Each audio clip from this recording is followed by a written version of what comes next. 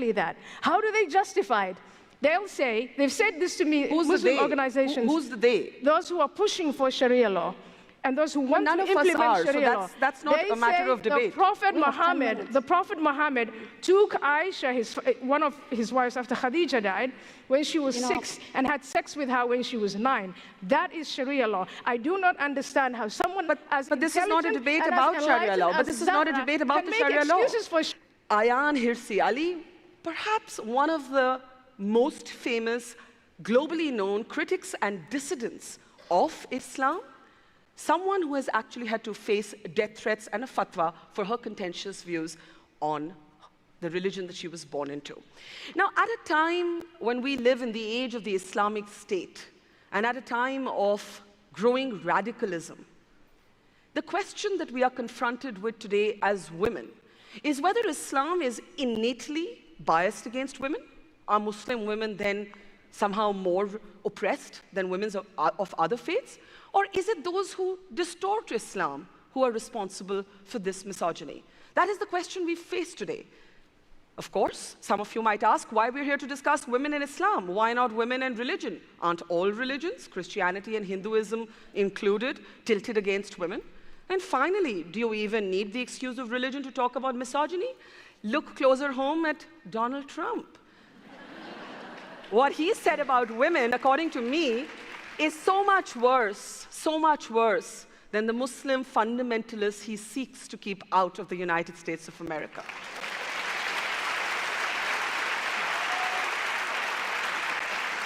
And that would naturally take me to my first question. I want to start with you. Correction. It was not only the fundamentalists he wanted to keep out, it was Muslims. No, I said so-called Muslim fundamentalists. Yes. And that's why my point is that you don't actually need any religion to display your misogyny in the brazen way that he has. And that would take me to Ayan.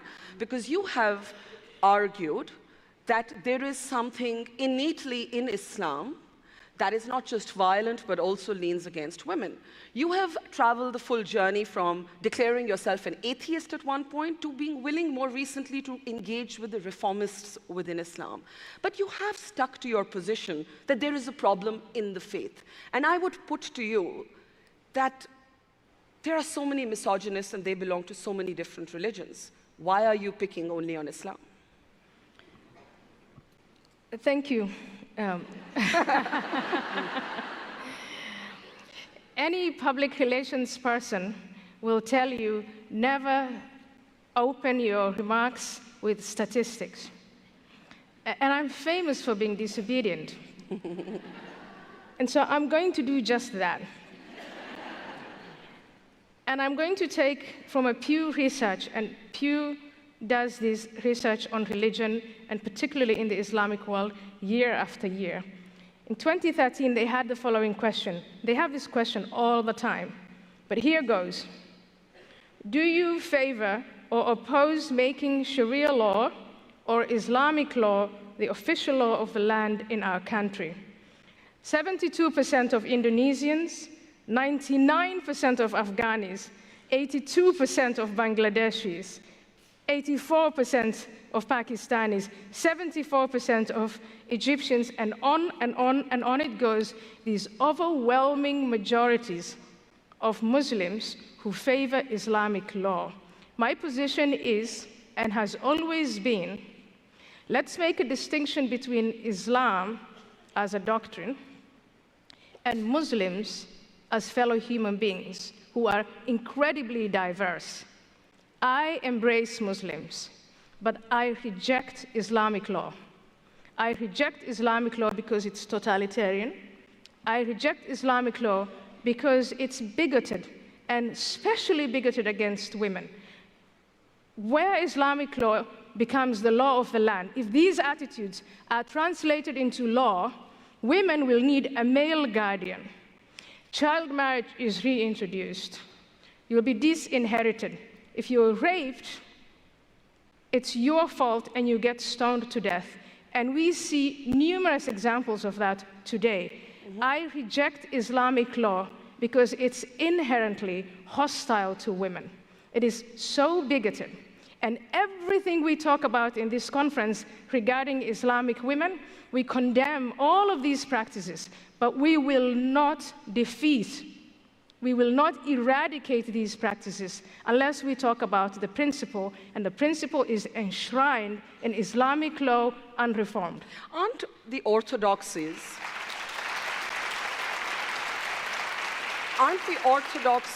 of all religions inherently misogynistic? I come from a country that has among the largest Muslim populations in the world. Muslim women in India are fighting for the right to enter mosques the same way as men. But guess what? So are Hindu women. Menstruating women of a certain age are not allowed into temples. Closer home here in the United States of America, it's certainly Christianity that informs the debate on abortion. To me, coming from a so-called third world country, I find it shocking that America debates abortion. We have 30 minutes to talk about women in Islam. I think absolutely everything you said is right. Misogyny exists in every religion, in every culture, and in every geographical territory. But can we please, for just these 30 minutes, focus on the topic? Let me take that. Let me take that to Zahra. Let's just give them 30 minutes. Yeah, 30 minutes is not enough, but we'll try our best. And unfortunately, 30 minutes is not enough to talk about women in Islam, women in Islamic Sharia. It's not enough. And I think one of the problems is that we tend to have reductionist views and simplistic, flattenist views of Sharia. There's no such thing as Islamic law. There's something called Sharia, and Sharia is a dynamic process. It has to be contextualized. So my problem here today with Ayan is that Ayan shares the same view that radical Islamists have on Sharia. They think Sharia is a set of rigid laws, whereas Sharia has developed over time and space. There is no position on a unified position on certain views as in divorce, in marriage, and this explains why we have diverse schools of legal thought. Zahra, let me interrupt you there to just say that none of us are theologists, so we aren't going to spend these 30 minutes debating the interpretations of the scriptures, because then we could just be here forever. What we have to look at is whether cultures have evolved differently in different countries, because there is a text Sharia law, but that's not how many countries across the world implement it. In many countries, in secular democratic countries, it's the constitution of countries that's supreme. One of the problems is it's very difficult to have a disinformed debate on this topic that is politicized as it is today. Sharia is a process, dynamic process. Sharia is not a text. We have one text, that is the Quran, and we have ahadith, the sayings of the Prophet. So these are the scriptures. However, the interpretation and the misinterpretation as well has been what developed the whole Islamic tradition of Sharia and theology. So Sharia deals with laws, theology deals with matters that is related Zahra, let me put it to you like this. If you had to explain to Ayan why you might be facing misogyny because you're a woman, but you're not necessarily facing misogyny just because you're a Muslim, what would you say? There's a distinction there. Yeah, I think gender intersects with several categories. It intersects with culture, religion, class, age, a lot of things. So there is misogyny. We are on the front line in our societies as we've been fighting for over years, and specifically the 5 last years, to ensure that there are human rights, women's rights in our society. We admit there is misogyny. However, we do not say that this misogyny is innately inherent in Islam. This misogyny is embedded in cultural customs. Quick interjection there before I bring in Farah and Ihbaq in, Ayan. you've been quoted as saying that if refugees are coming to this part of the world and bringing their misogynistic views on Sharia law, then they better just take a legal U-turn. That's what you've said on record. And people have said Ayaan Ali Hirsi and Donald Trump are speaking the same language, and he's a misogynist. I mean, I don't even want to complete that sentence, what I think of him. So how do you feel like being on the same side as Trump? I've been doing this for about the last 14 or 15 years, and maybe I'm allowed a sigh. Well, it's my job to provoke, so. A sigh. Because number one, I'm amazed at the betrayal of Muslim women who, for whatever reason, have had an education and are able to emancipate themselves from Islamic law, insisting that Islamic law is not what it is and that we don't understand it. We live in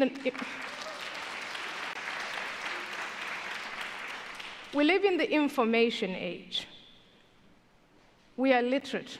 Any of us here can pick up the Holy Quran and read the Hadith, and beyond that, because we live in this age of interconnectedness, we can take a look at the facts of where Islamic law is implemented, what it looks like for everyone, and typically what it looks like for women.